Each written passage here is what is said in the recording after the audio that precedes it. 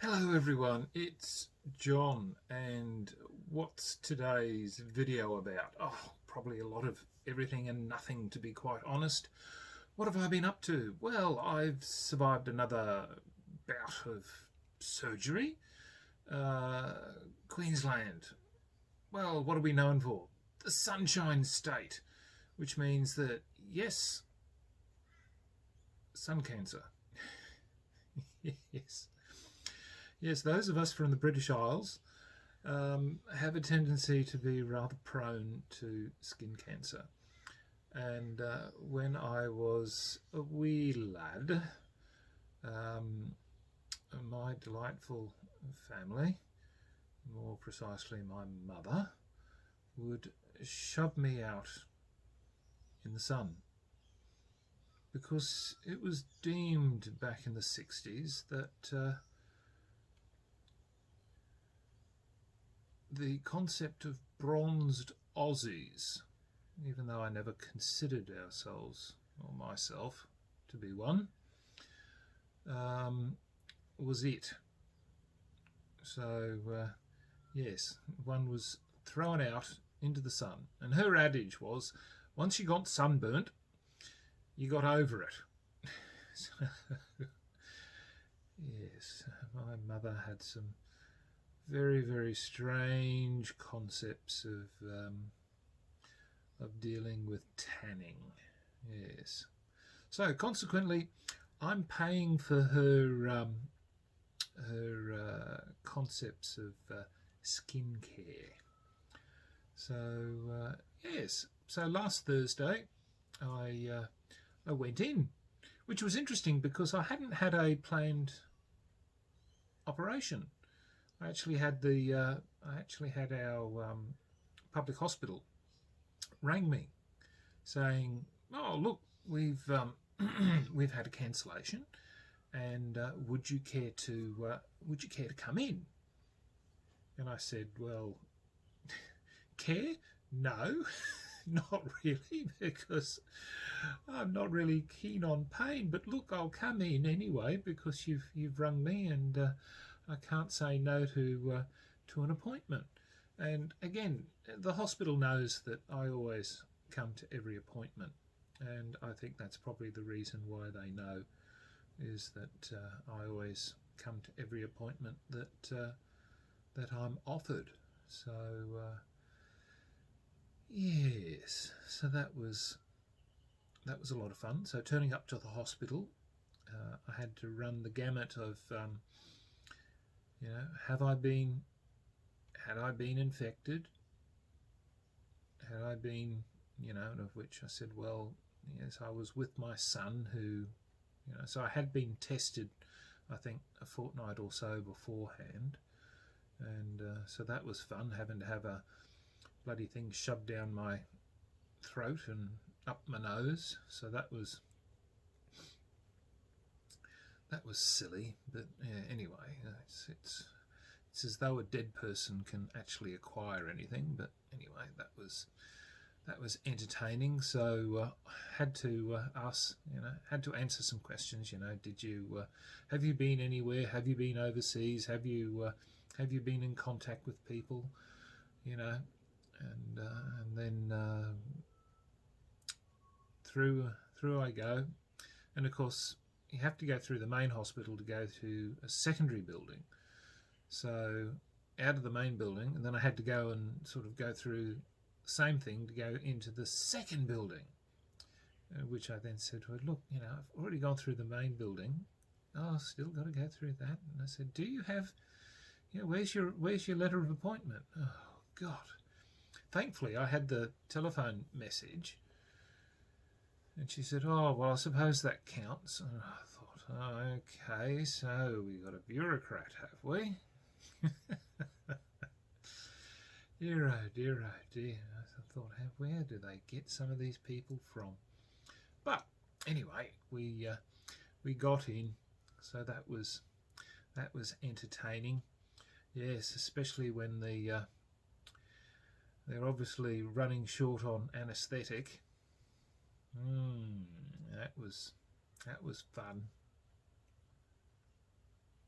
yeah, so for a tiny for a tiny oh well, anyway, so I've got a nice 4-inch scar on my right shoulder blade now to add to the many other scars that crisscross my body now. So I've got more bloody scars on me than a knife fighter. So my grandchildren, if I ever get to see any, if I live long enough to see any, will have great stories to tell them about how much of a brilliant fighter their grandfather was. Yes, I'm quite sure. But anyway, so that's been my past week, was having to deal with the public health system. And look, honestly, they do a marvellous job, and they keep everybody safe. And look, here in Queensland, people were still wandering around with masks and without. There wasn't that much of an issue. Where, within the hospital, yes, people were wearing masks outside. No, as long as you kept your social distancing, we're fine. We don't panic. We're not stupid. And to be quite honest, the mask was more of an issue for people who've got respiratory problems, in my opinion, and they are. They weren't helpful at all. But yeah, anyway, so what else am I going to be talking about? Right, the Saturday, the group that I normally board game with, yes, the antisocial bastards, are still playing online, and we played Spirit Island. Of course, my poor PC can't hack the memory and everything, and it struggled. And anyway, long and the short, because I kept dropping out all the time, my other friends took some decisions, and I got wiped off the board. Once my presence was removed, then they lost the game. They didn't realise that, and consequently that game ended. They then found Escape the Dark Sector, which they played, and I'm there going, hang on, that looks awfully familiar. And yes, it was. It was very familiar, because it was Escape the Dark Castle, which Escape the Dark Sector was very interesting, and we played it, and I thought that it was a lot easier to play, I thought, with the equipment that was picked up. Far too a lot. I don't know. You can just. It just seemed to me that you could do more damage against the cards than you could with, for instance, with this. So whether or not I'm reading this wrong, but all I could see here was that you're only drawing one equipment card every encounter, and that is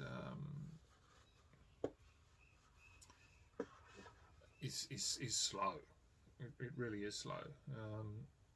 Admittedly, I don't think there was that much equipment being issued in the other one, but the starting equipment, I think, was certainly a lot better. But no, this Escape from the Dark Castle, I thought was quite good.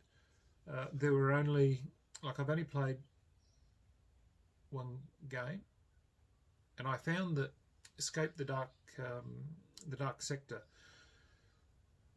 the lads, we played it, and I must admit it was marvellous, because playing it enabled me to be able to, on Sunday, sit down and play this, because up until then, I think I looked at this when I first bought it, and I could not quite understand how to play this.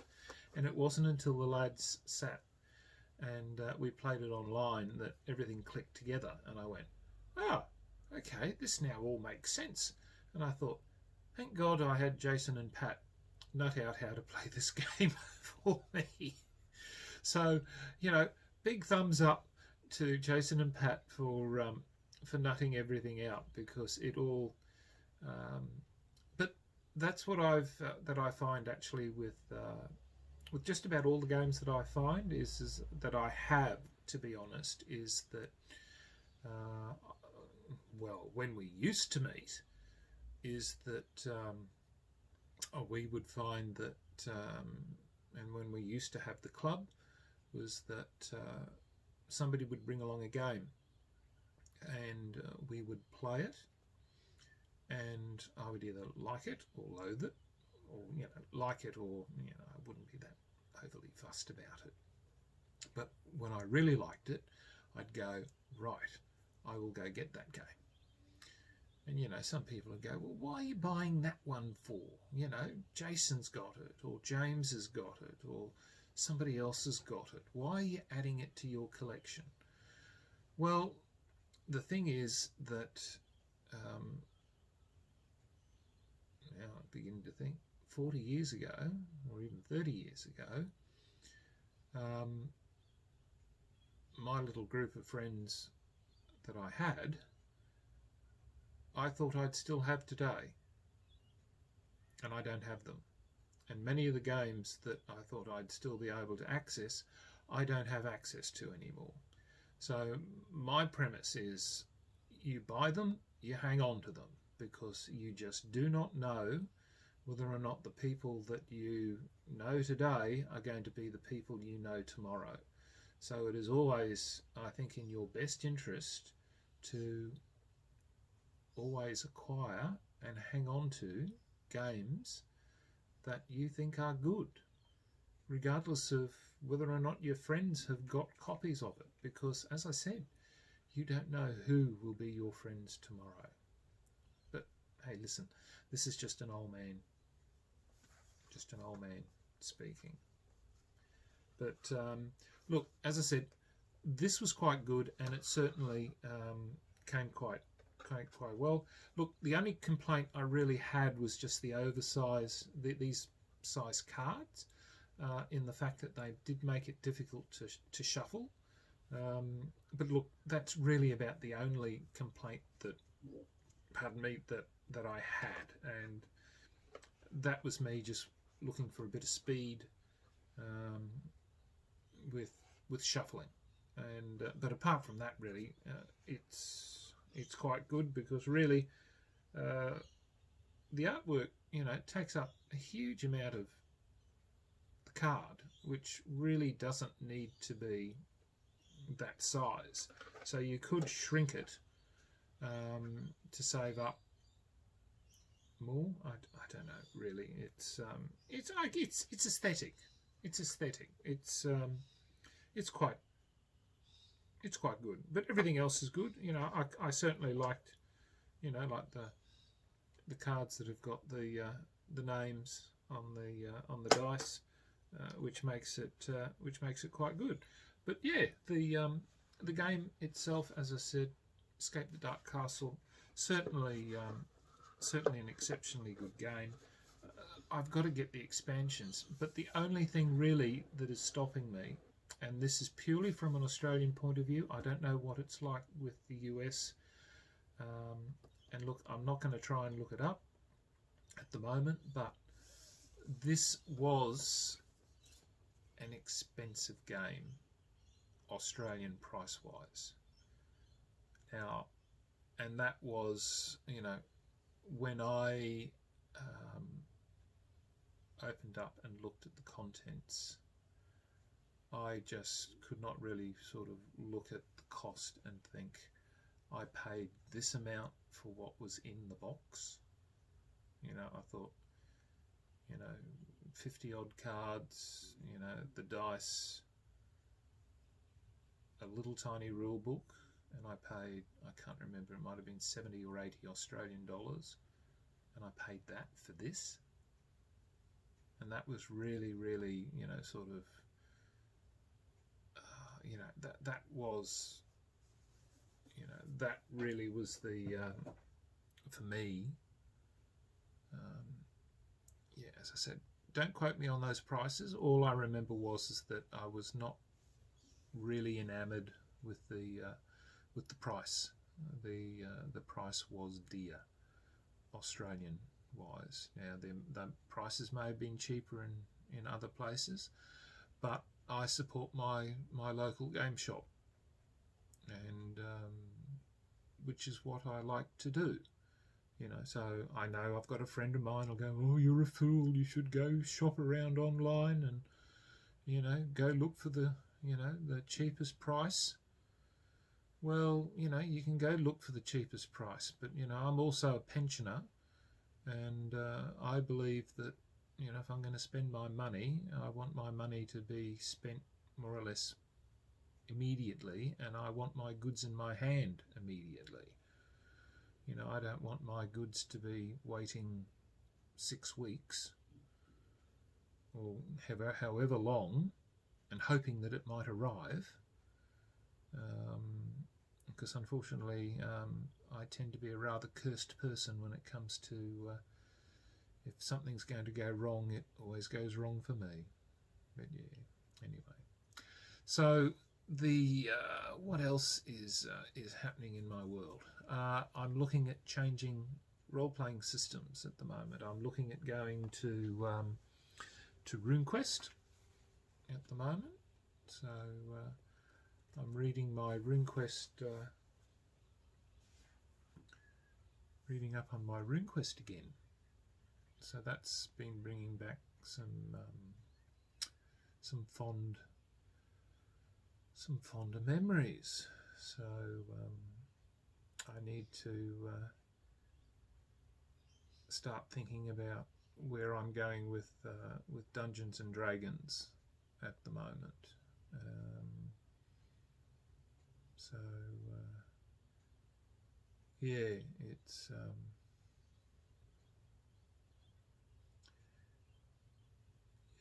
just one of those things. It's becoming difficult for me to run because I'm not that confident with the rules anymore. I'm a storyteller and a world creator rather than a rules player, I guess. And I'm just finding that the fifth ed is a world apart from the other editions that I'm more familiar with. So yeah, I don't know where I'm going to go at this stage, but we shall see. We shall see. All right, well, that's where things are at the moment. My lad Pippin is currently still asleep. Slack little bugger. It's only just after 6 o'clock, I think. Can't tell because I'm using my phone at the moment. It's not displaying a time. So yes, he's having a sleep, lazy bugger. So look, thank you very much for your time, and I shall catch up with you in the next video. So signing off, the Honourable John.